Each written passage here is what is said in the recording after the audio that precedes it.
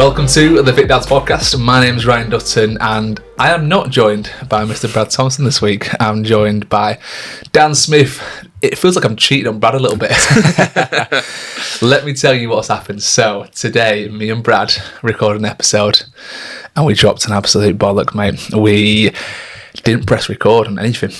And the episode that we were due to record today is due to go out tomorrow, which is the Friday, and we had no backup, and Brad had to shoot off time-wise, didn't really work, so it was that gut-wrenching feeling, when you've done a whole episode and you just feel like absolute shit, because we basically just chatted, me and Brad, for an hour about, obviously, Fitness Watches was the episode. So I messaged Dan on a whim and said, mate, can you come over in short notice and we'll have a podcast episode together, just so we've got something to go out, because we haven't missed a Friday. Since this episode started over 2 years ago, we have not missed a Friday, and I am not going to miss a Friday Don't blame you. Until this podcast, if this podcast ever ends. So you're here, mate. Thank you so much for coming down today. We are going to go over a few things. We just know what it'll be together. How many Hyroxes have we done now? 6? I think as doubles... 4.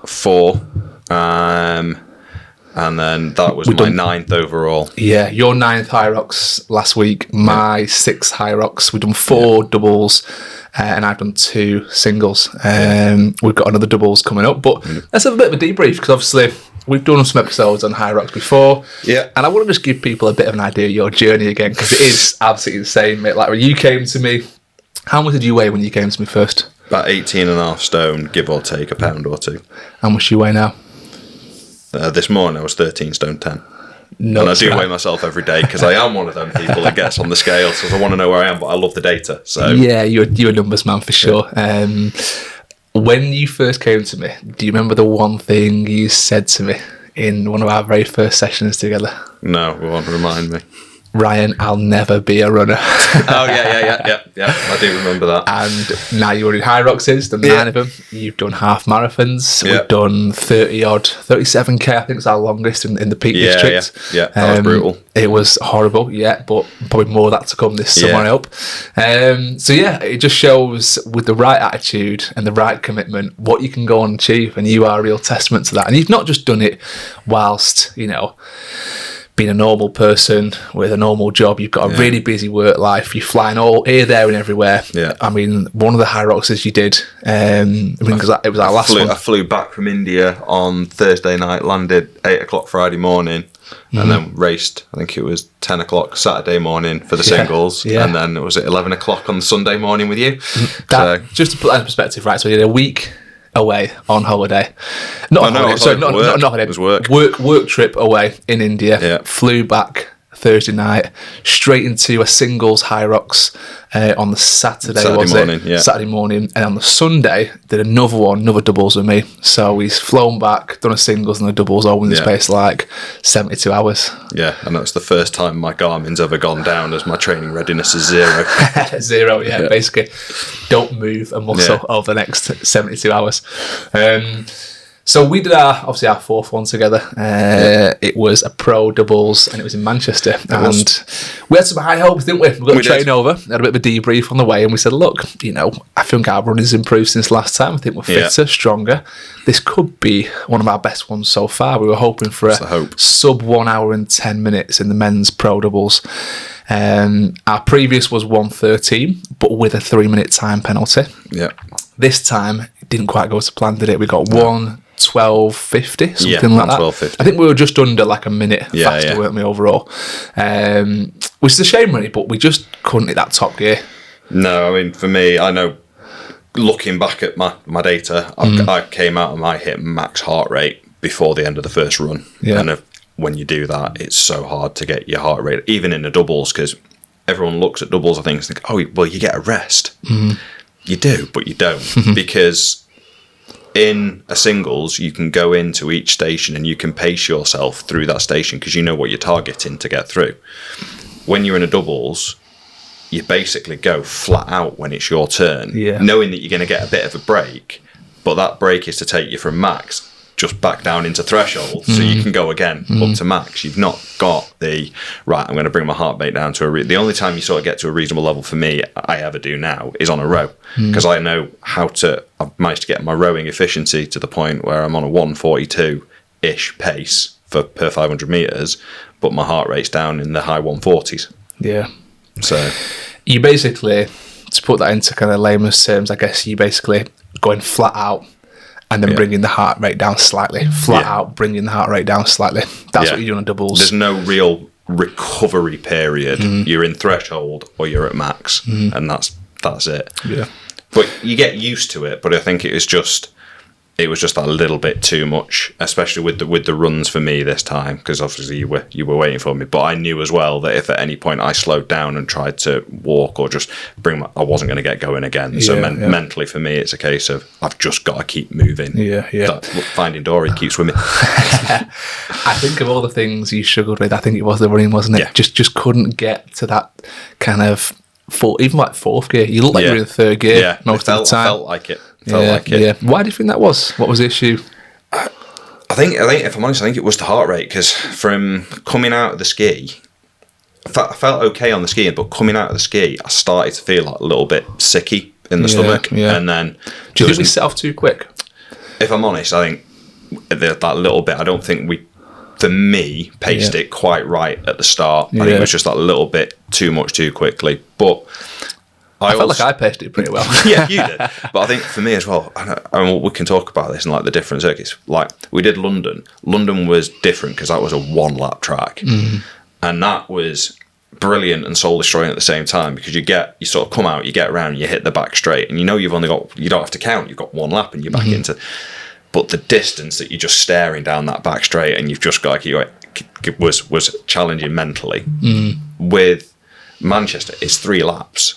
And when you're out on that first lap, again, there's the mental thing of I've got to go around this another 2 times, and I've got to try and keep this pace that I'm at now, and I'm struggling with it now, sort of thing. It was just it's trying to get through that mental barrier and just literally sit in the pain of knowing you've got to do it, and just so for me it was no matter what happens, keep putting one foot in front of the other as fast as I can just to get around. Well, at one point, we've laughed about this before, but I asked you a question, didn't I, when I saw you really struggling? I can't remember at what point it was. I think it might have been after the burpees, or was it after the lunges? It was one of the two. I think it was after the lunges. Was it? Yeah. And I said to you, look, you look like you're flagging. Do you want to walk for a minute, just to kind of catch your heart rate, let everything settle, and then we'll kick on again? And even though I could see you were in the pain cave, I've never seen your neck snap so quickly and go, don't ever ask me that again, mate. Yeah. And I was like, fair enough, like, this guy is on death's door. He couldn't have looked any more in pain on his last legs, and he turns around and says, I'm not walking. So that just shows your mindset. Honestly, it was, and I've said it before so many times, mate, it's commendable. You get the job done no matter what.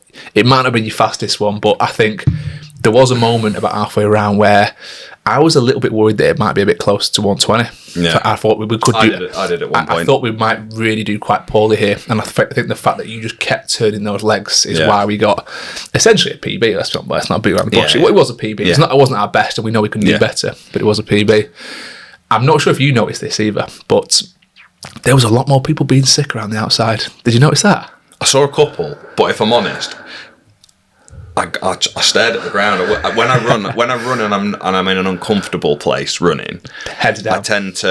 I don't look more than 2 or 3 meters ahead of me on the floor, and I keep my head down and I focus on that spot, and it's like all I've got to do is get to that 3 meter point, and then all I've got to do is get to the next one, and that's what keeps me going. Yep. So I tend not to try and focus, and I think with Hyrox as well, early on in the first few that we did, I was trying to keep up with people and this, that, and the other, and I've got to the point now where it's the only person I'm racing against in high. I'm not going to Worlds, so it's like I'm not racing against anyone other than myself. So I don't need to care about what anyone else is doing. So I tend not to. I sort of put the blinkers on a little bit, and it's like, right, this is what I need to do to get through the next bit, because I think it's fun, and after you've done it, you've got the enjoyment of having done it. But sometimes when you're in it, you are questioning your life choices. Oh, absolutely, yeah. It is kind of, it's one of those weird things, isn't it? When like you see the photos online, you see someone doing a sled push and a pull, and it looks quite fun, that. And it's not until you get about halfway around, you go, And I've had it twice, I think, on 2 of the Hyroxes that I've done on the 6. I've got halfway around and gone, yeah, why am I doing this?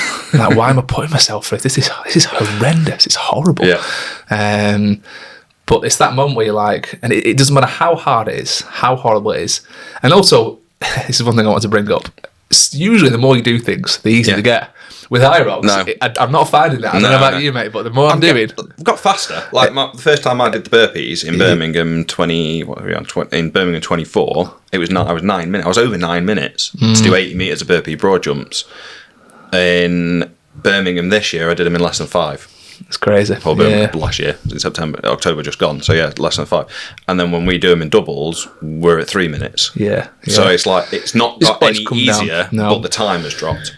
It's not getting easier because I think we're pushing harder, and we're kind of trying to set those same standards in terms of our output. Yeah.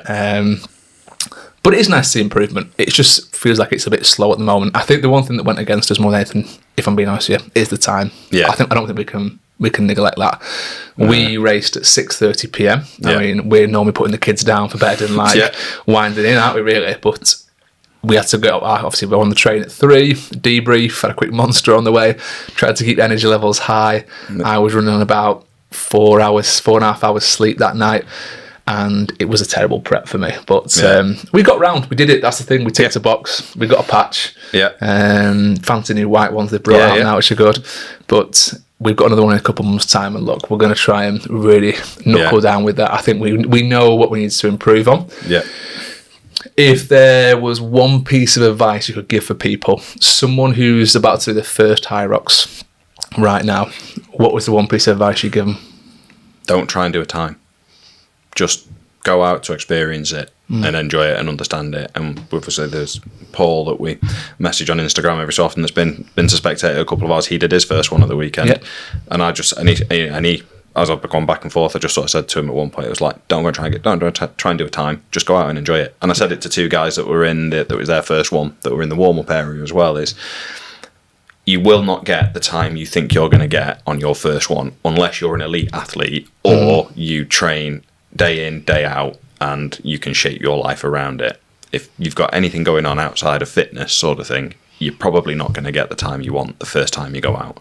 There's learning the equipment. I mean, the first one I did, I was completely thrown because I went and grabbed the rope on the sled and it had a bit of elasticity to it. I hadn't trained with that at all. It landed on my arse, and it's like, right, and it threw me, and it probably added 2 minutes to my time while I tried to figure out, right, how do I deal with this? And there's going to be different bits like that for everybody. I had it in Cardiff where I actually ended up injuring my back slightly, but and it's the slightly discussion one, burpees, everybody sweats. By the point you get to it, everybody's sweating. And that ground is slick. And the white tape that they put on to mark out the boxes and stuff gets slippy. And if you land on it wrong as you jump, you do slip. And it's like, you can hurt yourself, or it can just knock your confidence with things. So it's... I did that last time I raced. So it's like, the best piece of advice I give is just go out to learn and treat your first one as an experience and as a fact-finding mission. Because you're going to take so much information away from you. You're going to reshape your training. You're going to understand where your weaknesses actually are. Because I don't care how many sims you've done, it's not the same as doing it in the arena. And once you can come away, you can do it. Then you can go back again and go for a time. But first one, don't try and do a time. Just go out and enjoy it and learn. I think that's phenomenal advice, mate. It's really, really good. It just typifies what this event is about. It is about the enjoyment as well. And I think too many people try and go out there for a time. They kill themselves, and it actually mentally puts them off. And I see this a lot with half marathons. We get a lot of clients coming here, and they say, I did a half marathon about 2 years ago. And I said, I haven't ran since. And I said, why didn't you run? And he says, well, I wanted a month off afterwards. It was really intense. I found it really mentally taxing. It was brutal. I needed a month off, and they never picked it back up. When really what you should be doing a week afterwards, you should be back out doing 3K, 5K, just getting the wheels turning a little bit. People are it's too intense, too much intensity too soon. And I think they create that mental barrier. I've spoken to a lot of people who've done Hyrox and gone, it was horrible, mate, I really didn't enjoy it. But you didn't enjoy it because you went too hard. Maybe you didn't prep enough for it either. There's always that kind of aspect. But I do think that the enjoying it and learning from your first one, go away and learn all the ins and outs is great advice. I think the only thing I would say is, take social media with regards to Hyrox with a pinch of salt, because most of the time you're seeing the top 1%. I mean, the elites, they're the top 0.01%. But most of what you see on social media is most people are not getting sub an hour. They're not getting sub an hour 10. They're around between the hour 15 and the hour 45 for the majority. Absolutely. And then there's people that are taking 2 and 3 hours to do it because the goal is just to do it for them. Yeah. So it's be reasonable and sensible about why you're going out and what you're actually going to do. And I know for a fact I ain't ever going to go to Worlds. I'm not bothered about that. I don't do it for that. I do it because I like the training. We shape my program around it, amongst other things. So it just keeps it interesting. And I'm not just training to run. I'm not just training to lift. It's a mix of everything. It's gives you purpose. Yeah. Which not a lot of things do in life, does it? Yeah. You know, it gives you a reason to get out of bed and go and train. Yeah.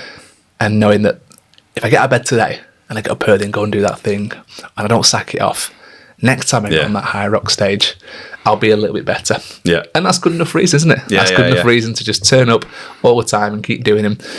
There's a girl that I follow, and I'm not sure if she even knows who I am. I think we do follow each other. But she's called Stacey Horner. Right. And I think she's done about 83 odd, 83, 84, 5, something like that. Yeah. And she's gone in for the 100. Right. And I think she's trying to be the first person to do 100. Having said that, I'm sure Boxall must have done 100 by now. He's got to be somewhere close. Yeah. I'm sure I read somewhere that no one's ever, maybe not the elite people. Right, yeah. But God, she's doing them every week. Like, literally, actually, I think she did like one in Manchester, and she was in Amsterdam the same weekend. Doing another one. So she did Wednesday or Thursday in Manchester. Yeah. By the Saturday, Sunday, she was in Amsterdam doing one over there. Yeah. So 2 in 1 weekend, different cities. That's fucking hardcore. Yeah. Does that dedication? That makes you question like how much we take it seriously. Yeah. But. Yeah, I mean, like I said, the elites are the elites. You are seeing the top 1% online. Don't be put off by that. Like, so many people getting, like, just standard times. Yeah. And when you get out there, you realise that most people that you pass are going to be of those standard times. And I think what I'd say is, like, my goal at the minute is for on a singles at some point, singles open to get sub 1 hour 20. That's my goal. I'm not even going to try and get any much lower than that because you've got the law of diminishing returns and how, like I said, I've got a full-time job, I've got kids. It's like, how much time can I actually put into training to try and get it even lower than that? Probably not much more than I already do. So if I can get to an hour 20, then I'm happy. I think I know the answer to this, but what do you think is the area you need to improve on more to get better at Hyrox now? What's going to take you from, let's look at your singles time. So your men's open singles. Men's open singles was an hour 22. Hour 22. Yeah. What's going to get you to 110? Running, to be quite honest. My running, if I can bring my running down by 10 to 15 seconds per K. So at the minute, I'm running probably about 450, 455. So if I can get down to like 445 per K, that's going to bring me right down close. I think I've got a little bit left in burpees to improve. So, but again, I think if my running gets better, then my VO2 max is slightly higher, which means I'll be better at burpees. And then the other one is probably lunges and a little bit of wall balls. They're probably the 4 things, because ski and row, in order to get any quicker, I'm going to have to put a lot more effort into them in terms of like physical effort on the station, and it's because it's just not worth it. I think the sled push, I've pretty much going a lot faster than I go again. It's just going to take too much out of the legs too early on. And pull there is a bit of improvement, but it will probably take me, it's more strength, the sled pull. So the time to build the strength is going to take a lot longer than the running for the other exercises, I think. Yeah, I agree. I think running is one area we need to improve. I think we need to improve 2 things. We started to incorporate a little bit of sprints, but it might have been a bit too late in the prep this time for us to race the benefits, because we had obviously one 5 weeks before. Yeah. So we had one early December, and then we had one kind of mid to late January. Our next one is 2 months away, isn't it? So it's a good time now to start incorporating something a little bit shorter, sharper. So we're thinking of something in the region like some 1K repeats. Try and get those going. Try and get those 4-minute kilometres there. If we can. I want to see a bit close to 4 minutes on those. Maybe bringing that down sub 4 minutes if we can. With plenty of rest in between. And I think just the long runs, getting that distance in you. But the thing we have to remember as well, you're a dad of 2 Do you know what I mean? You want to, you have a busy, stressful job. You're here, there, and everywhere. You're traveling all over the world. This trip to India isn't like a one-off. It's like once a month, pretty much. I'm away next week. I'm away at the start of March. Away at the start of April. So but the thing is, your expectations are spot on because you know what you can do with your setup in life, and you've got other priorities. Like you're not Charlie Bottrell, right? Yeah. You're not Alex Ronkovich. No. You're not Hunter McIntyre. And we never will be. There's no doubt about that. For anyone that doesn't know, these guys are like the elites, essentially, like the best in the world. But they get paid to do this. Like that's all they do. Like Charlie Bottrell posts his working time. He did 17 hours, I think. Last week of training. 17 hours in a week. Nuts, isn't it? Yeah. Just a little bit. Yeah. But actually, when you think about it, it is only like 2 hours a day plus a little bit more, isn't it? So it's not crazy, but it's still a lot. It's all the prep and recovery that goes to it as well. Yeah. It's not and he did that on a race week, 17 hours on a week where he was racing at the weekend. So, nuts in terms of like what those guys can do. And we have our own expectations. We're just looking to get that 5-10% better each time. Yeah. Talk me through some of your other goals this year, because obviously Hyrox has been a big feature, as has some running events. Yeah. What else you got on this year? So signed up for Sheffield Triathlon. There is another, just a sprint triathlon. There's another sprint triathlon, which is, I've not done a triathlon before. I've not really ridden my mountain bike on bits and pieces, but I've not really done much on a bike. So that's going to be interesting. And swimming as well. I've not done swimming properly for years, other than taking the kids to splash about. So I've got a bit of work to do on those in the lead up to June to see what that is. I'm debating Sheffield half at the minute. I haven't decided. It's just because we're moving house, so it just depends when it falls. It's the day and what's after going Hyrox, on. that, you know. Is it? It's the day after Hyrox. Oh, I'm not actually here then. I'm away because I'm actually away on a holiday, and I'm getting the train down to London for the Hyrox, and then coming back up. Okay, that's my biggest concern now, because 28th of March, Hyrox London, 29th Sunday is the Sheffield Half Marathon. So it's looking like we won't be able to do that, but.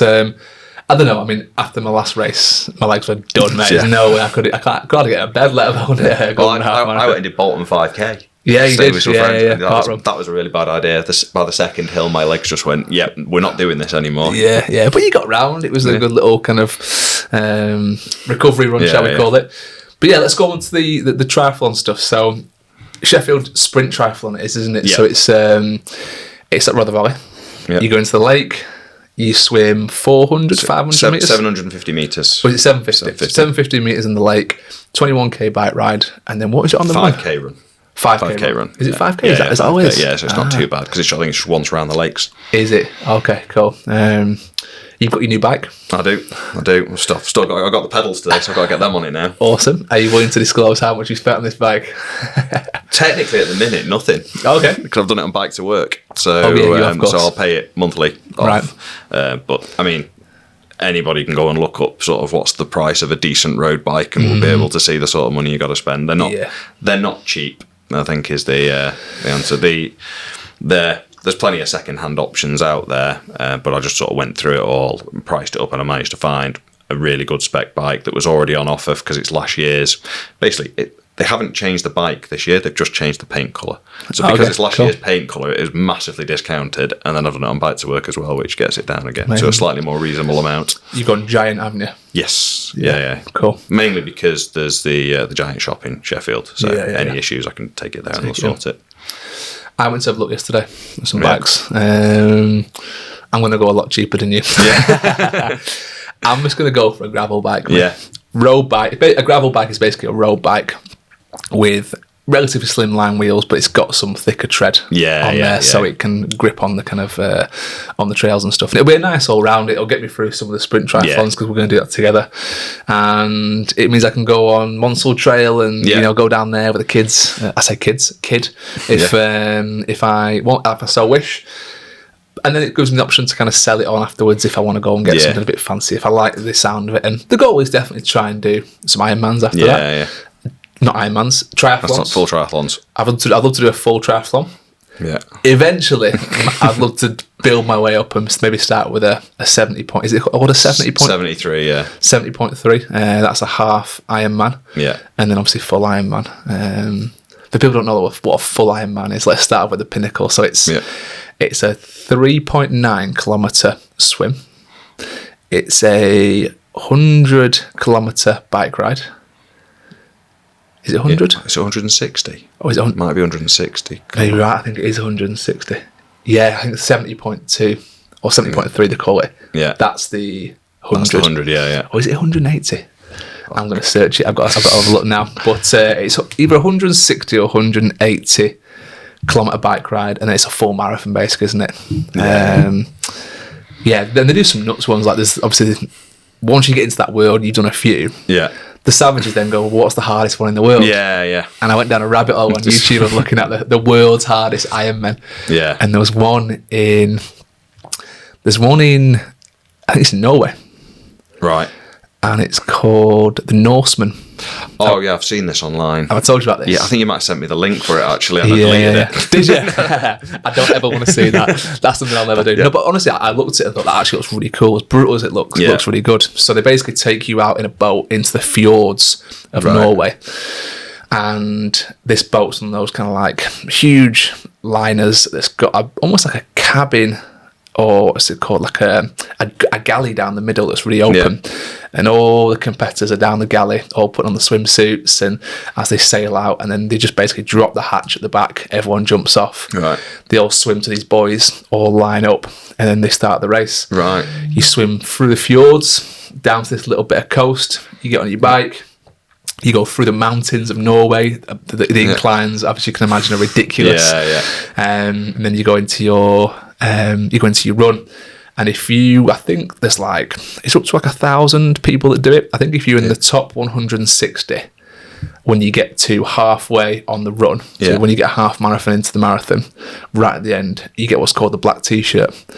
And the black t-shirt means you can finish your run right at the top of the mountain. Right. And that's everyone's challenge to try and get in the top 160. So you get it's called the black t-shirt or the black vest or something like that. And it's a specific one that the top 160 people get. It has like the Norseman and stuff like that. It's all kind of branded. So I did look at that and go, it looks horrible, but I'd love to give it a go one day. But I don't know when it's one of those ones you've kind of got to get invited to, or we can just sign up. I think there's a lot of these stuff where you can just sign up to them. It's just like a short entry list, so you've got to get in fast. Yeah, I'm just looking at that distance, Ironman distance. So it is, 180 kilometre bike ride, 3.9 kilometres. So 3.9 kilometre swim to start with, 180 kilometre bike ride, 42.2 kilometre run. So marathon basically. Yeah. Do you ever want to do an Ironman? Could you ever see yourself doing one? My only concern is my knees. Is it? I don't know if my knees would take it. Mm-hmm. And the time commitment on training is probably the other challenge for me at the minute. So by the time I probably can do the time commitment for training, I'll be past it. Yeah, I'll be well past it. I mean, never say never. Yeah. The one thing that I did notice at Hyrox was actually some guys had the tattoo, didn't they? Yeah, the Ironman tattoo. Yeah, they did. I'd love to have one of those. That'd be quite cool, just to say you've done it. Yeah, I think there's quite a lot of people that have gone from triathlon into doing like the Hyrox stuff though, because the endurance side of it carries right over, and also that running under fatigue when you've done your swim and you've done your bike and now you've got to go and run whatever distance you're going to run. Ties in quite well. Yeah. And it's, nothing. It's an hour, isn't it? For some of the best ones.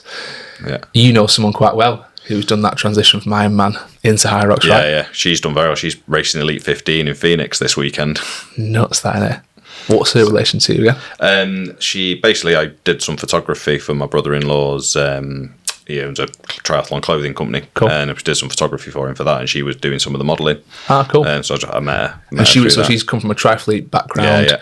I assume she's done like Ironman and stuff like that. I don't know if she's done Ironman. I know she's done a lot of triathlons, and then she's now pretty much dedicated to Hyrox and a few other bits. In the Elite 15. Yeah, that is wild, isn't it? You just realise that people are built different as well. Yes. Oh yeah. Just built different, and you get into that world of competing, even with the Hyrox stuff, and you realise that there's just savages out there. Oh yeah. In little pockets of the world and country, there's just savages that are training like monsters. Well, then that was the thing. Like on so we raced on last Friday, and it was they did the relays races in the evening afterwards. So I hung around for a bit of that. Then we saw Charlie Bottrell race, but then Tim Veenish, current world champion, was racing. Sinead Bent was racing, and like the only way I can describe it is like if you were on the circuit with them, for the Storm standard people, is you're travelling along the motorway at 30 mile an hour and they're going past at 140. It's like was it that much of a difference? Yeah, it is an entirely different level when you get to the elites and you actually see them race. I mean, like, you can watch them on the TV on YouTube and whatnot, but when you actually see how fast they are going in person, it is just scary. Yeah, it's like it is another level. Yeah, I bet it's good to see that though, inspiring, right? Yeah. Were they out on the track with like the standard people? Yeah. Really? Yeah. I bet there was people like screaming, keep the fast lane open. Because the last thing you want is Sinead Bent. I mean, she can travel, right? You don't want her coming up your ass. Well, the thing I found quite funny is like they're going, but there was a cameraman that was basically sprinting with his camera trying to keep up with them down Somerville as they arrived. I saw that. Yeah, there was a guy. So when Sinead Bent was on the Farmer's Carry, she was running with the kettlebells faster than the camera guy could sprint. Nuts in it. The standards is crazy, but. What else would you like to do? Is there anything else long term in the future you'd love to tick off exercise wise? I mean, world's your oyster now, right? It's mad having these conversations because you were. I'm going to put this as bluntly as possible. You were the fat dad, right? You were the typical fat dad. A couple of beers most nights. Yeah. Played golf, but even that was probably a bit of a struggle at the times. Do you know what I mean? Yeah. Never in a million years thought you'd be. Contemplating the idea of doing a Hyrox or half marathons or potentially going down the triathlete route. Yeah, no, I mean, I used to struggle running from the swing to the slide type thing, chasing the kids in the park. So there are So I mean, like sort of short term, I've just got the sprint triathlons. I think maybe next year after, I'd consider looking at a full triathlon. Cool. Just to sort of step that up. I'm interested to possibly have a look at some of the other fitness races because there's many out there. Hyrox is not the only one. There are a multitude of different ones out there. So I'm interested to have a look at, do I want to do one of those next year? See what else is going on. I think one of the ones, it's a very long time off, and you laughed when I sent you the picture of this, but so my daughter turned 6 in December. For her birthday, she asked for a sandbag, a slam ball, and weights, so she could do Hyrox training with me. Daddy's little girl right there. So the long term goal is in 10 years' time is to do Hyrox with her when she's old enough. That'd be amazing. How old is she now? 6? 6. Yeah. So she'd be 16. Yeah. So you're allowed to do them when you turn 16. Is that the youngest age you can do the actual proper adults Hyrox? Yeah. And I'm going to see if I can get her. They've started doing this Hyrox Young Stars thing now, so I'm going to have a look and see if I can get her into that. But I don't know how you actually get the kids into being able to do that because it's. I assume you just sign up online somewhere. That was abroad. That one wasn't it? That was in Amsterdam, I think. Was it? They showed it. Yeah. The the Hyrox Young Stars. Yeah. It's funny seeing how they do that because they don't actually do proper burpees, do they? They just do basically a frog jump forwards. Other things are the same. The farmers carry the walking lunges. I think they only run a couple 100 meters as well. They don't have to do like the full 1K type thing. Yeah. I think it starts from 8. So that's breeding the next generation of people who want to go and do it. And there's someone I follow online. He took his son down and did it, and he posted all the kind of videos and stuff. It looked awesome, but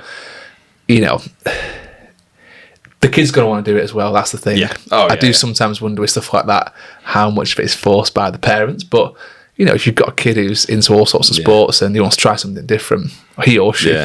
Well, with Ada, it's sort of like if I'm going to do some training at home, I'll tell her I'm going to do it, and sometimes she'll say, "I want to come do it with you." And sometimes she won't. Sometimes I won't have said anything, and she'll see out the window that I'm doing something, and the next minute there she's gone and got her leggings and a little top on, and she's like, "Right, can I do it as well?" So do you know what? And that. I say obviously, how many parents are pushing the kids into that. I bet there's probably more of that though. Whereas a lot of kids who've watched their parents at Hyrox. I mean, Harlow comes to watch me at the events, right?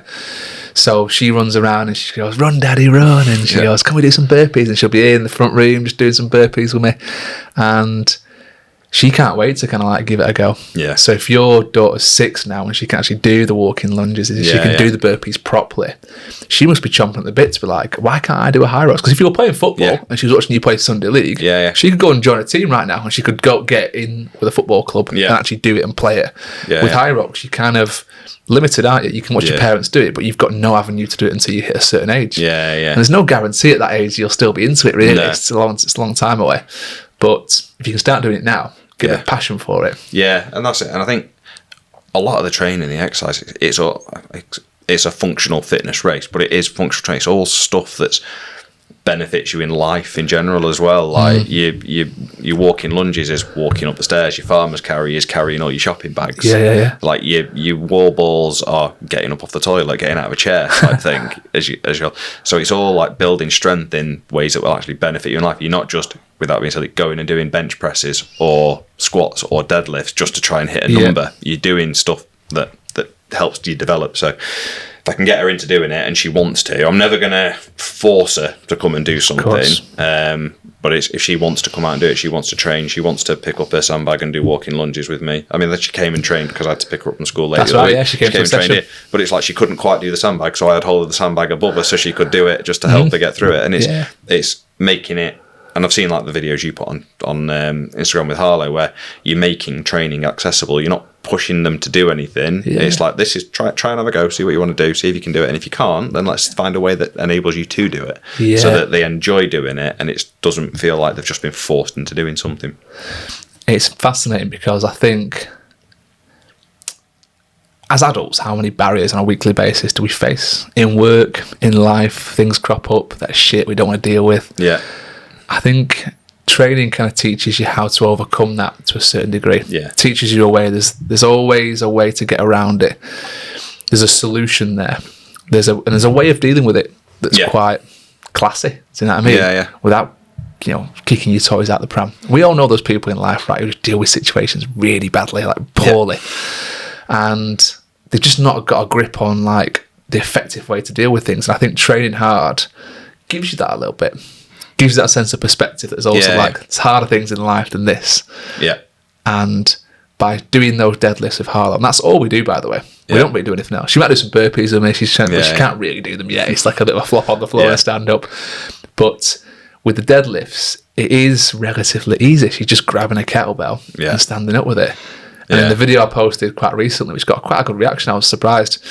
It was just her saying, "I can't do that weight, Daddy." And I was like, we'll just try it. Like, if you can't do it, fair enough. I won't ask again. But I'm not going to walk away from here without you having tried it. So let's do it together. Let's set you up. Let's have a go. And guess what? She did it both times. 16 kilos, 20 kilos at 3 years old. Yeah. I was well impressed with that.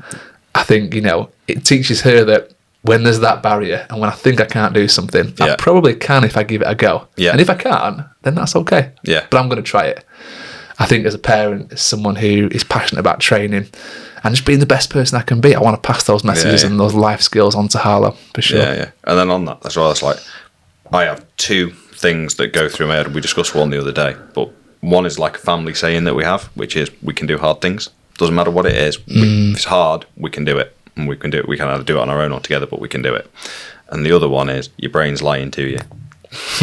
Because your brain will want you to give up before your body actually needs to. Yeah. And a lot of people, I don't think they don't realise that, and they'll give up because the brain's telling them it's really hard and they need to put the heavy circles down.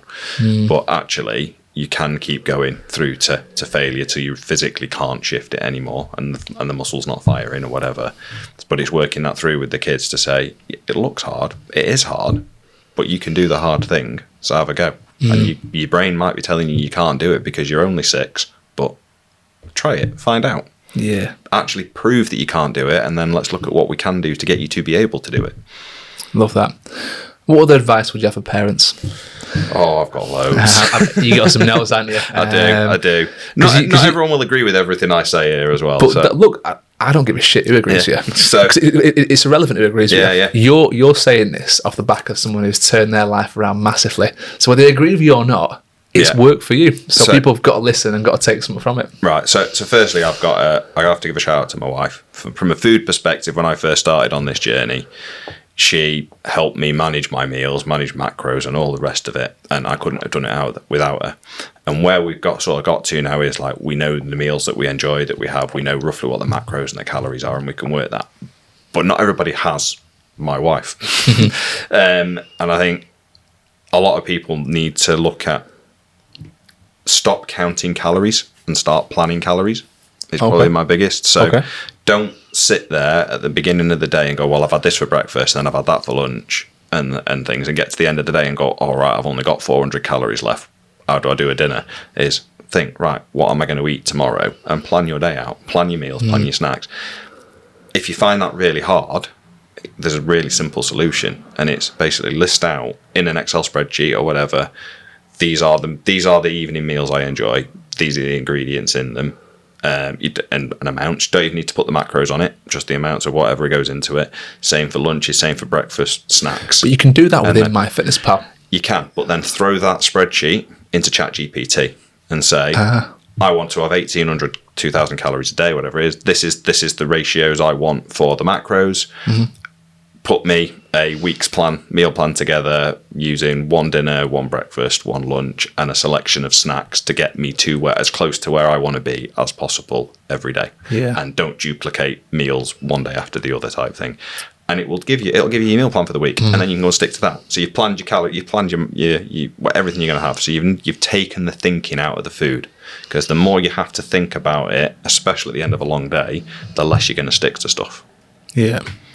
I think that's fantastic advice. It shouldn't be misconstrued with the idea that you shouldn't be counting your calories, because I think if you're looking to really take your physique to the level that you've taken it to and drop the amount of weight you've dropped, you need to know where your numbers are. Yeah. I'm not saying you need to do that forever, but we know it helps. It keeps us on the straight and narrow. There's always, I think, in me and you, there's a fat kid still in me and you somewhere. In there, do you know what I mean? But I think I'm not saying not to track the calories. For my view, it's don't count. It's plan them in advance. Don't count them as the day goes along and hope that come the end of the day you've got enough for an evening meal, because that's where you go wrong. Yeah. The magic's in the planning, right? Yeah. The magic is in knowing where you are tomorrow. Yeah. Today, knowing where you are tomorrow, and then, rather than tonight, shit, how many calories have I got left? And then for those people that even struggle with that, is the other suggestion I have is actually look at your calories on a weekly basis rather than just a day. If you're struggling day to day, look at it on a weekly basis. And if you know, right, Friday night I'm going to go out with the lads and I'm going to have a pizza or whatever, that's fine. But lower your calories in the previous days and work up to that. So by the time you get it, you're not wrecking it with a weekend. Yeah. I think is. I agree. Great advice. What else have you got for us? I can see a long list of notes on there. We've got a long list here. There is the standard one, which you're going to like, is in all seriousness, get a coach or a PT, get someone that's going to keep you accountable. Because I've tried. I would like to think that, especially now, I have a decent level of discipline and I can stick to a plan. But having somebody that keeps you honest with what you're actually doing, somebody to ask questions of as well. I mean, I think I sent you on the check-in this week because it's like I feel, without being silly, I don't know if you've seen it yet. No, I think I'm struggling. I don't think I've quite got my macros right in MyFitnessPal. Okay. So I know my calories are right because I know where I want to be, but I think my ratios on my macros is a bit skewed. I've not really updated it in probably about 9 months. I think it's a bit skewed for where I need to be at the minute. Yeah. But it's like I can ask you that question and you're going to come back to me with the answer on that. And I think it's, again, it comes to taking the thinking out of things. It's like having someone that's going to say, right, this is the program, these are the exercises you need to go and do. And also then if I can't do this because my gym doesn't have that piece of equipment, having someone that can say, we'll do this one instead. It takes the thinking out, it takes away one of those barriers, it takes one of those reasons not to go and do it. I think you're absolutely right. I think there's been a lot of times in your program where you've had little wobbles here and there, and we've seemed to swing it back around. We've nipped it in the bud, and I've highlighted something, and we've just managed to get, the reins back on the horse to a certain degree and rein it back in. And I do think that a lot of people get in shape and think it's job done sometimes as well. Yeah. But you've got to have that real, honest, hard question with yourself, like, have I got what it takes to maintain this? And don't get me wrong, I totally appreciate there's a financial cost to training and coaching for sure. Yeah. But once you're in shape, again, have you got what it requires to stay in shape? Can you hold yourself to accountability? And have you got what it takes to keep setting new goals? Because I think that's the one thing that we've always done from the moment you started here. We've reached a goal, we've pivoted, gone to the next one, pivoted, gone to the next one. We've talked about a litany of different things that you've done, from the running events to the Hyroxes to now going to triathlon. These are all very strategic, mate. Without kind of, I know you'll say yes to things. I know you like a challenge, but I know you as well. Yeah. And that's the thing. And I know that if I set these little goals and challenges, and that's the reason, like, we've got a fantastic WhatsApp community now, obviously overrun by girls at the moment, chatting about leggings, which we're staying well out of. But today, what did I say in the group today? First thing I said this morning. 20k run around Lady Bower. I'm going to go on a 20k run. Who's in with me? Yeah. And the 50 odd people that are in that group. Anyone's welcome to join me. Not everyone can do it. Not everyone's wanting to do it. There's some people that are well off it, but they might come and give it a go. I'm challenging people. I'm changing the goalposts. I'm making them think, can I go and do something more? For some people, it'll be a nice, easy breeze in the park. For some people, it's going to be a real push. For some people, it's a mid-range. But I want to get the community together. I want to get people moving and interacting and feeling like they're not on this journey alone. They've got someone else who can hold them accountable. And that's what the group is as well. It's a little bit of accountability in there. We share each other's wins when people, do a run. How many people get on, the WhatsApp and say, come on, Ryan, you got this. Or come on, Dan. Whoever's got events on that weekend, we're always, promoting them. And I just love the fact that, there's a secondary team here. It's not just me and you. It's me, you, and everyone else at R5. And it's been great that group since it was set up. It's like everybody just egg each other on but celebrates the wins. And the ideas and the advice and the meals we share and the little training programs we've done and the funny little stupid things. Like I've got a game that I'm going to do next week with everyone. I'm not going to tell you yet, but there's going to be a little bit of a competition. And little things like that. Like we have workouts where we just do it for time, right? I've got 2 workouts, the 10-minute AMRAPs and the ascending volume training, 2 workouts that are disgusting. Like I would say, maybe not quite as bad as Hyrox, but not far off. And they're over a short period of time, but there's a leaderboard for those. And when you get to a certain point at the R5, I say, right, it's time to try one of my toughest workouts. And there's a leaderboard for that. People love aspiring to that. And I think the good thing about that group is you're going to get people where they're fitter than you. They're stronger than you. And you want to be like them and you're aspiring to be like them. And it's a great community for inspiration. I do have to say I'm at the top of both of those leaderboards. You are. You are. I mean, you might be the one that everyone's kind of raced down. But I actually, this is shocking to say, I actually haven't tried either of those. And I probably need to at some point. I've always got some issue, like my shoulder's a bit gammy at the moment. Excuses are all coming out now, I know. What else have you got for us in terms of... So, this one maybe, Coach. I actually think if someone can, they should have two gym memberships. And this is purely on my personal experience. So until a few years ago, I just basically had the standard pure gym or whatever gym membership. And the gym, I'm absolutely nothing against them, absolutely fine. But it's just a gym. And you go there and you do your workout, tend not to interact with that many people, and you go home. And that's fine. Since I joined Station, and there's a community, and you go in and people know your name, they say hello, you have a chat, what are you up to today, how are you getting on? I sometimes go and work from the cafe there if I've got to be over in Sheffield all day at the minute and stuff. I think having a gym with a community that you get to know, it gives you a reason, it gives you a nice place to go. Gives you, you're going to get a warm welcome when you walk in the door, and I think that's a really positive thing. The only thing with that is because it is an independent gym, it shuts at 10 o'clock at night. And as a parent, you can't always train at reasonable hours. And I work, you know how my brain works, but at times, if I know I need to train and do something in a day and I haven't done it, I will go out at 11 o'clock at night to do a run or to train. Having a 24-hour gym as well is worth its weight in gold. So I now use like pure gym as when I'm working away, or as a 24-hour if I want to go at silly o'clock in the morning or whatever. And then I've got Station as the standard where I know I've got that community of people. Yeah, that's really good. And I think it's good advice for people who are a little bit further along in their journey. I think if you are literally at step 1, right, this is day 1, week 1, you don't need 2 gym memberships. You just need like something you can go and do. But I think you get to a certain point where what I think you're trying to say with that is accessibility is key. Like, we aren't athletes, we are just, we're dads, people who work hard, busy work lives, and you need things that are easy. It's really hard to program a busy week around a gym that closes at 10 o'clock sometimes. It is. It's just hard.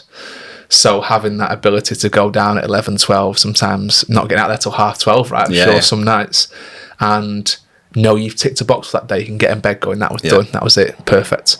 What I sometimes say to clients, because I've got a few clients at Station, I say, if for whatever reason you've got that and haven't got that option of training at the gym post 10 p.m, get everybody, go and do something outdoors. There's a lot of things we can do.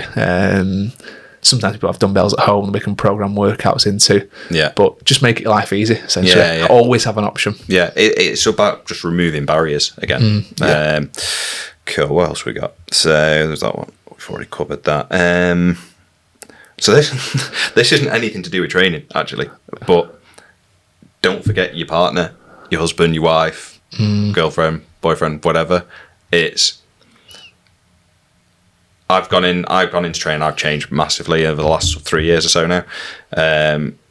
But I couldn't have done it without Al. But I think sometimes I go a little bit militant, and it's like, right, this is what I am doing this week, and I forget that she has things she wants and needs to do. And we have had arguments and things over the years of like, do you actually need to go and do that now? And then I'm sat there and I'm like, well, no, I can go out for a run this evening. Yeah. And then there's other days where she'll look at me and just go for a run because I'm not dealing with you until you've been for one. But it's, don't forget about them as well. And sometimes they will be on the journey with you and sometimes they won't. And it's down to them. But just don't forget them. Like, make sure you're still spending time with them. Make sure you're still actually doing things as a couple and as a family and things. Yeah. And fitness and health is important, but it's not. So it's not as important making sure you've got a good family and a good network and a good support network around you. It all comes together, and it shouldn't be all or nothing on one or the other. So it's just, don't forget about those people supporting you. Yeah, it's funny, isn't it? Because you've looked through the looking glass on each end. You've been that guy that's put too much time into being a good dad, being the family man, always being there on call whenever they need them, and you've massively neglected yourself. Yeah. Sometimes people flip it the other way, and I've seen this happen a lot, where they start neglecting family time just to try and get the things in that they should be getting. It's a difficult balance when you're in that first few months and you're transitioning from the person you were to the person you want to be. But I've seen it happen with friends as well. People have had to change social circles, but a lot of that tends to be because they don't understand. And it's hard, isn't it? Because sometimes if you've always been that guy that's been, the one that's not bothered about fitness and training, it sometimes puts a mirror up to people. And it's one of the most difficult things is when it's your partner, like your life partner, the person you've got kids with. Like, she doesn't really want you being in shape, doesn't want you feeling good about yourself, looking better. I mean, obviously, Al's fantastic. Yeah, she is my biggest cheerleader, but she's been to all two Hyroxes cheering us on. Literally cheering her on. I went to watch you on a singles event in London the day before we did doubles, and Ali's literally buzzing around station to station, cheering you on every time she sees you. It's top of the voice. Go on, Dan, you've got this. It's like insane the level of support she gives you. Like I said, I couldn't have done any of this without her. She's my biggest cheerleader, and I don't always give her all the time and attention she deserves, and I know that, and it's something I'm still working on. And the same with the kids. It's like I really working on making sure I spend time with the kids and give them quality time, because I don't always do that. But what I say is, mate, it's, you've been on a crazy journey over the last couple of years, right? And I don't think it ever gets easier. I think every day it's controlled chaos. That balance of getting it right in one area will swing wildly week to week. You might beat yourself up and go, I've not got the training sessions in this week, I've not done what I needed to do, I've not ticked boxes that I wanted to tick. But I have spent more time with the family. I've had some more quality time. We did go to that thing there. Went on a great trip away over the weekend. Brilliant. It just swings, and that balance always swings, and you're always keeping yourself in check, and you'll never get it right. It's anyone who's online telling them they've got it cracked from a parenting, training, life point of view is lying to you. They're constantly in that battle. But I'd rather be in that battle than in the battle of me hating myself because I'm spending too much time being a family man and actually neglecting myself. They don't want to see that. No. A good partner won't want to see that for sure. No, a good friend won't want to see that. No, they don't at all. So I've got a few mates that, because of what I've done, they've started doing it. They've joined their local gyms and things and started getting on as well. So that's been really positive. It's infectious, mate. It really is. As soon as and they're the people you want around, the ones that actually see what you're doing and go, I want a piece of that. If Dan can do it, I can do it. Awesome. Well, it's what's in the last 3-4 weeks. I've had three of my mates reach out and go, would you think about doing Hyrox with me next year? And it's like, well, yeah, of course I would. It's like, we'll go and do it. We'll have a laugh doing it. It's like, we'll do opens. I'm not doing pros. I'm only doing pros with you. But we'll do it. We'll go out. We'll have a laugh. Let's try it. And like, one of them is he does Ironman. He's doing Leeds Ironman soon. I've got another one. He's a police officer. He does a lot of cycling and running, so he's like trying to figure out the functional fitness stations and stuff. But yeah, no. So we'll see what happens with that one next year as well. Inspire more people. Yeah, love it. Right. So yeah, little things like when you're traveling. If you are traveling, because I travel for work a bit, is try and book a hotel that has a gym, or book a hotel that's got a gym round the corner. There's the gym, 24-hour gyms and day pass gyms are everywhere these days. So don't think that just because you're going away for a week for work or whatever, or on holiday, you can't train while you're away. And it's like you said earlier, like you don't stop for a week, because some people might not start again, or they might struggle to. So it's like keep it going, find something that's going to work while you're away. Brilliant, great advice. Again, just comes back to planning and prepping, right? Yeah. It's just removing those barriers. I think one of the things as well, and it sort of leads on to that, is if you don't have a gym, there's lots of other things that you can do. Like I think I messaged you because I knew I was going to be at a hotel in the middle of nowhere that didn't have a gym. I could go for a run, but what else could I do? And you sent me a load of bodyweight circuits and stuff, and I was on my backside by circuit 2. So there's a lot of stuff you can do that will get you in shape, or it might not be a completely replacement for going to the gym and doing a full session, but it keeps things ticking over. It keeps you moving. It gets your heart rate up.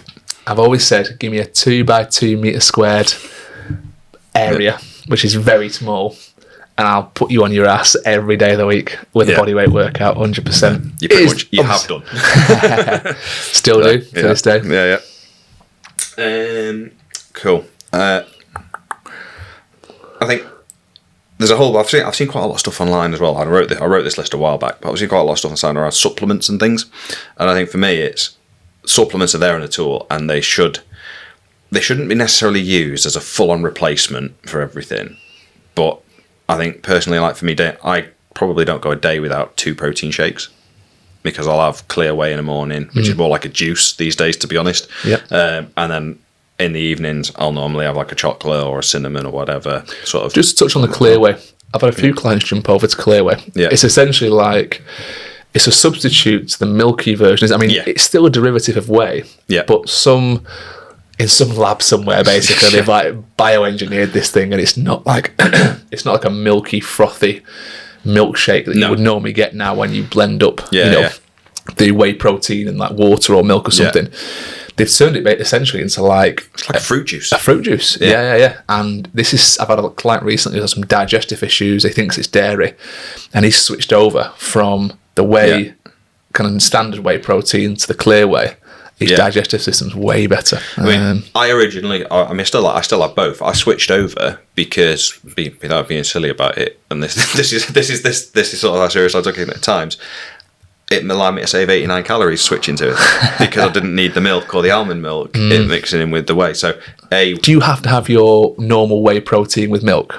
Can you not have it with water? I tend to have it with almond milk, like the chocolate flavour. Yeah, I've tried the chocolate flavour with water. It's horrible. So the thing is, once you've had it with milk for so long, it's hard to go back. I just say to people, don't put as much milk in. Yeah. Oh, sorry, don't put as much water in. Yeah. Have a really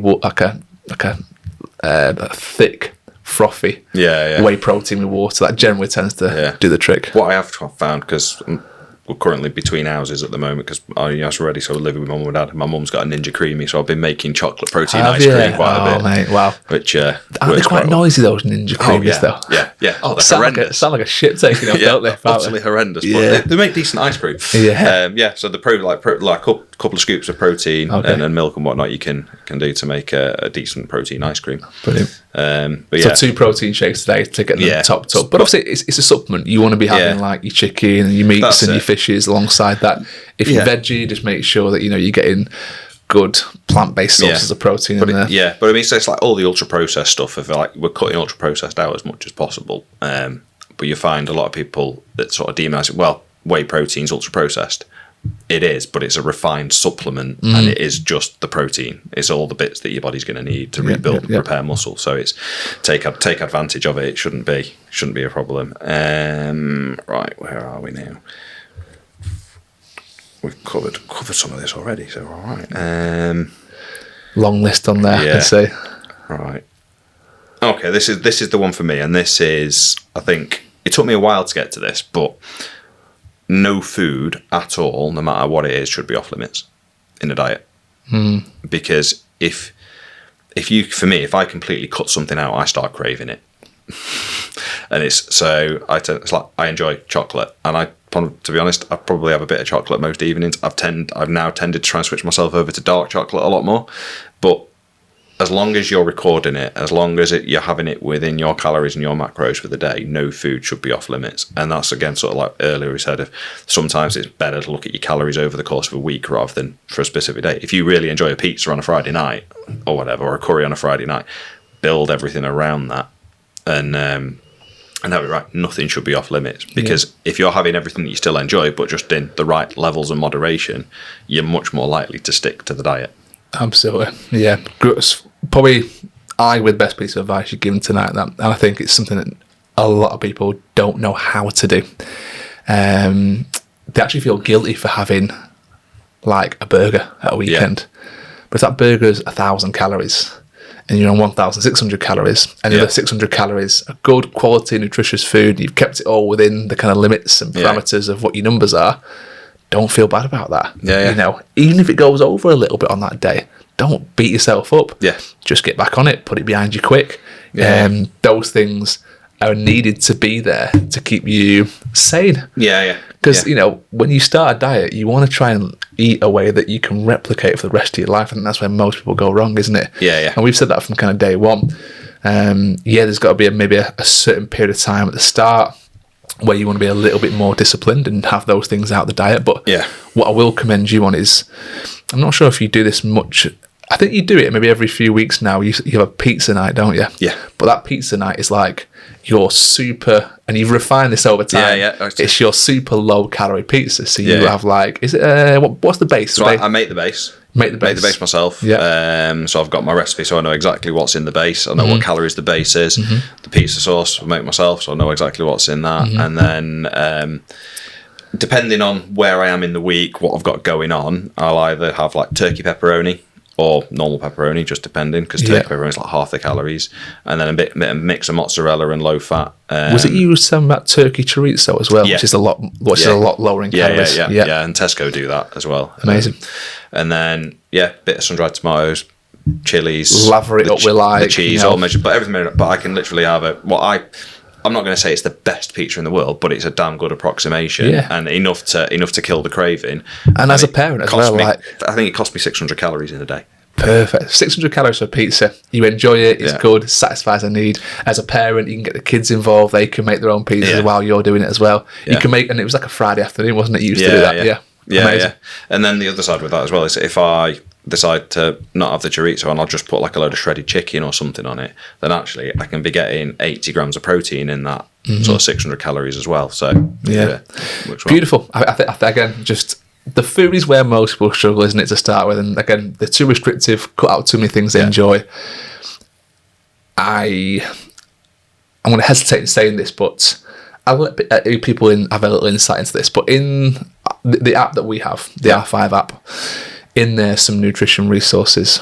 And one thing that I get so many good comments and feedback on is the air fryer recipes. And in there you've got things like fish and chips. You've got like steak and chips.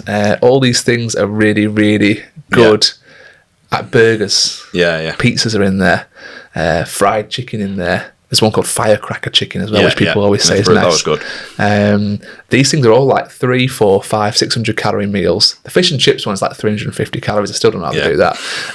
But if you want more calories, and you can want to round it up to 600, you've got the opportunity to do that.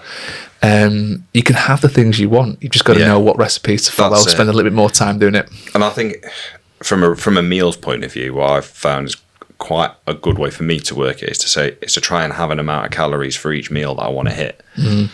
But that leaves like 400 to 500 calories for the day that I can use on snacks, because I'm going to get hungry outside of those meals. But then knowing that, and sometimes I'll plan snacks, sometimes I won't, depending on what I've got going on in the day. But I know my meals are pretty much set for what I'm going to have. I mean, my breakfast is pretty much the same every day. I have eggs on toast every day. And then my That's lunch. another thing to comment on, like eat quite robotically as well. Like if there's meals of the day that just work, like same for me. I've had the same breakfast for like almost 15 years now. 5 eggs, 30 grams of mayonnaise.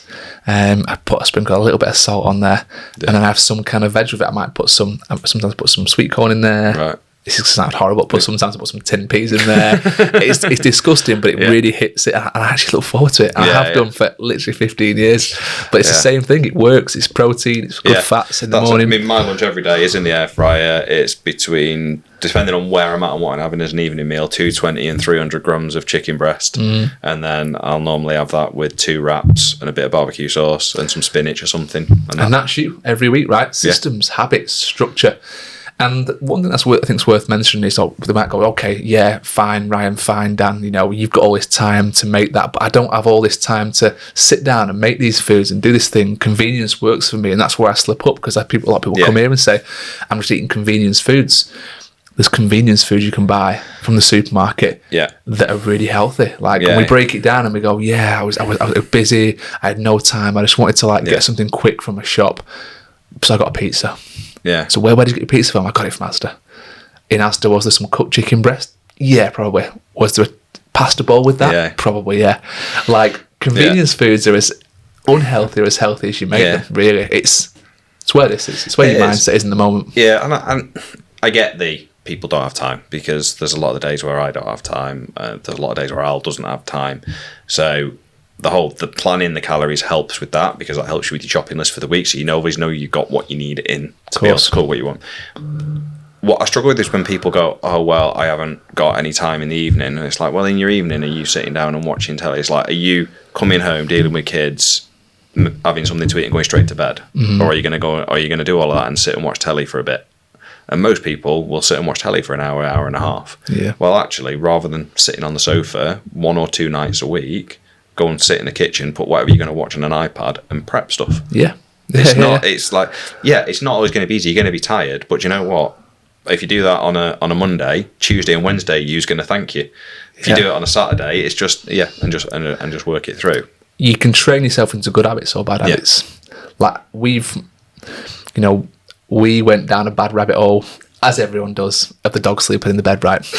There's no way on earth now we can get the dog to not sleep in the bed. Yeah. I can take him out the bed and put him in his bed as many times as I want, but he's in that habit now, sleeping in the bed, and he'll always do that. Yeah.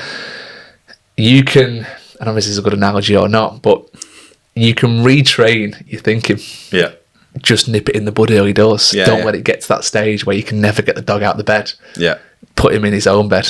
Be relentless with that. Be relentless with doing the things you really don't want to do and going against the grain, and make that the norm. Yeah. Because guess what? Over time, there's less resistance mentally. Yeah. It just becomes a new way of living. Yeah. No one in the morning forgets to wake up and brush their teeth. No one goes to work without brushing the teeth. Yeah. Most people don't go to bed without brushing the teeth. It's a habit that was instilled from you since you were a kid. Your parents made sure that you brushed your teeth. Why can't planning and prepping your food be that way? Yeah. Why can't we have some pride in what we eat and making sure it's nutritious 85-90% of the time? Yeah. And I think the thing as well is with the nutritious side of it is if you have food that is nutritious, that is high quality, for the amount of calories you're having, you're actually having a lot of volume. And I mean, so the couple of days before we did Hyrox, I upped my calories from 1,800 to 2,000, and I struggled to hit 2,000. It's only 200 calories, but I made sure that for that entire week, everything I ate was really clean, was as homemade as possible. I knew what I was having, and trying to get to that. I was so full by the end of the day. So it's a case of, if you're going and you're buying the cheap stuff, it's going to be high calorie, and it's not necessarily going to fill you up as much. If you're making and prepping and doing it right, it's easier to be fuller for longer. Yeah, amazing. Dan, we're going to wrap it up there, mate. Thank you again so much for coming down. Again, it was on whim. It was on a last-minute call. I literally rang you, and you were here within about 90 minutes, all the way from... How far away? You live about an hour away. I'm living near Matlock at the minute. Yeah, so at least an hour away. Yeah. So, no, thank you. You've saved us this week. It means we can get a podcast episode out. We don't miss the usual Fridays. I promise you guys, Brad will be back next week. We've got a special one where we're going to do a bit of a recap of the Inspire 2026 event. With our special guests, our live podcast on stage. It was with Kaz Grant and Kelly Hinch. So stay tuned for that one. As always, thank you for joining us on the Fit Dad podcast. We'll see you in the next one. Mate, thank you. Awesome. You're on, Back on for that.